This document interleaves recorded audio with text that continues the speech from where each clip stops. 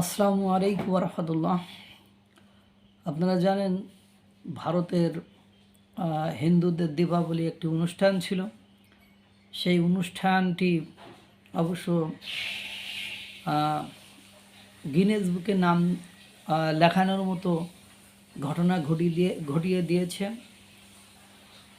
সেই দীপাবলিতে কত লক্ষ বাতি একসাথে জ্বালানো হয়েছে, এটা দিয়ে ওয়ার্ল্ড গিনেস বুক আছে, সেখানে নাম লিখে ফেলেছে। এটি আলোচনার বিষয় নয়।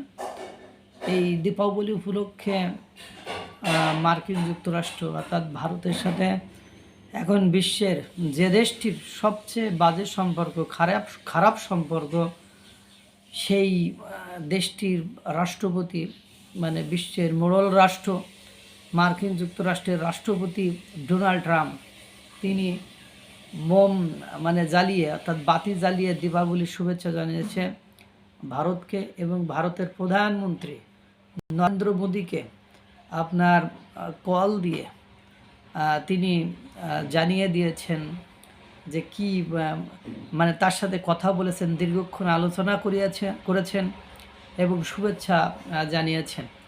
পাশাপাশি নরেন্দ্র মোদী, ভারতের প্রধানমন্ত্রী নরেন্দ্র মোদীর সাথে ডোনাল্ড ট্রাম্পের বাণিজ্য বিষয়ে আলোচনা হয়েছে, যে বাণিজ্যের কারণে টানাপোড়েন। আবারও ডোনাল্ড ট্রাম্প এর আগেও বলেছে, আলোচনা না করেও বলেছিল যে আমি নরেন্দ্র মোদীর সাথে আমার সাক্ষাৎ হয়েছে, কথাও ফোনালাপ হয়েছে। নরেন্দ্র মোদী বলেছে যে রাশিয়া থেকে তারা তেল কিনবে না বা রাশিয়া থেকে তেল কেনা বন্ধ করে দেবে। এবার হয়তো সত্যিই আলোচনা হয়েছে দীপাবলির অনুষ্ঠানের পরে, কারণ এবারও ভারত থেকে এখনও কোনো বিবৃতি আসেনি, কিন্তু যেভাবে ভারতের বিভিন্ন মিডিয়া প্রচার করছে এবং সেই আলোচনার পরে গুঞ্জন শোনা যাচ্ছে, বা কতটা সত্য এখনও অথেন্টিকভাবে দুই দেশ থেকে কথা আসেনি। যদি আলোচনার অগ্রগতি হয় বা সত্যি দুই দেশ কাছাকাছি চলে আসে, তাহলে ভারতের উপরে যে মার্কিন যুক্তরাষ্ট্রের 50% শুল্ক আরোপ ছিল, সেই শুল্ক কমে আপনার দেখা যায় চলে আসবে আপনার 15 থেকে 16%। এই সময় 50% করে যাদেরকে 20% শুল্ক আরোপ করেছিল, তাদের কপালে এবার চিন্তার ভাঁজ।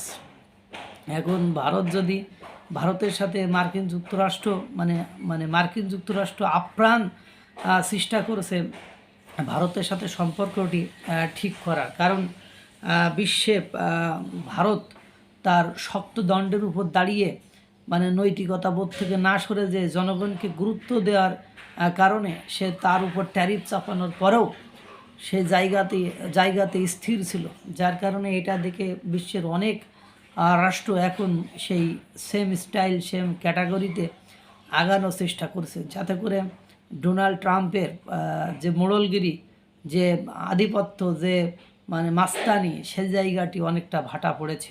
এখন বিশ্বের ভারত যেমন দেখিয়ে দিয়েছে যে না, আমরা নীতিভঙ্গ করে আমরা আমাদের দেশের জনগণ, আমাদের দেশের কৃষক, আমাদের দেশের মানুষের ক্ষতি করে আমরা কারোর সাথে অসম, অবৈধ, অযৌক্তিক কোনো চুক্তিতে যাব না।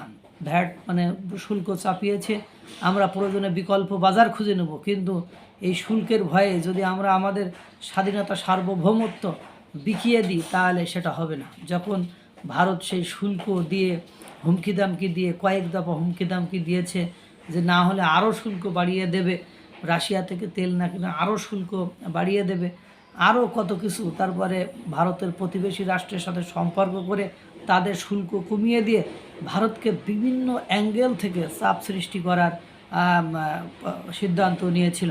কিন্তু দুর্ভাগ্য হলেও সত্য যে ভারতের এই মনের অভিসন্ধি বা ভারতের এই ইচ্ছা মার্কিন যুক্তরাষ্ট্রের এই যে মনের অভিসন্ধি বা মার্কিন যুক্তরাষ্ট্রের যে অসৎ ইচ্ছা, সেখান থেকে ভারতের ইচ্ছার একেবারে চ্যুতি ঘটাতে পারেনি।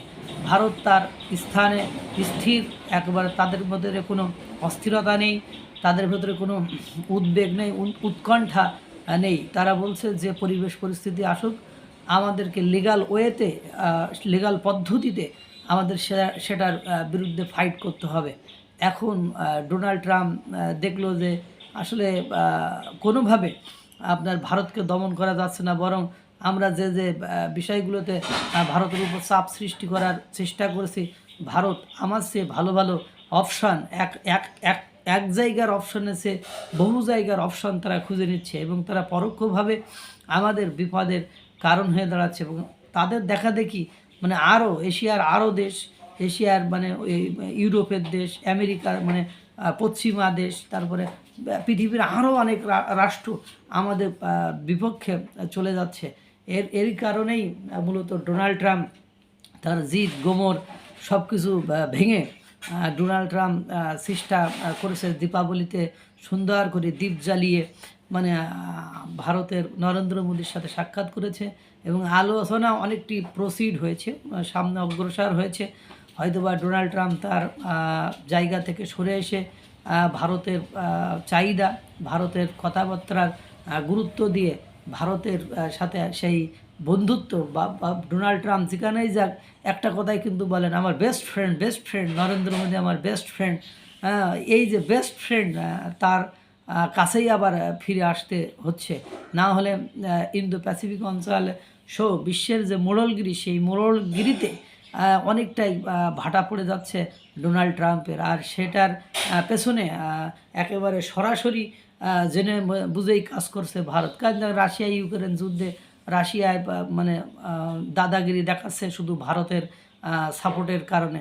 ইসরায়েলের দাদাগিরিতে ভারতের সাপোর্ট আছে।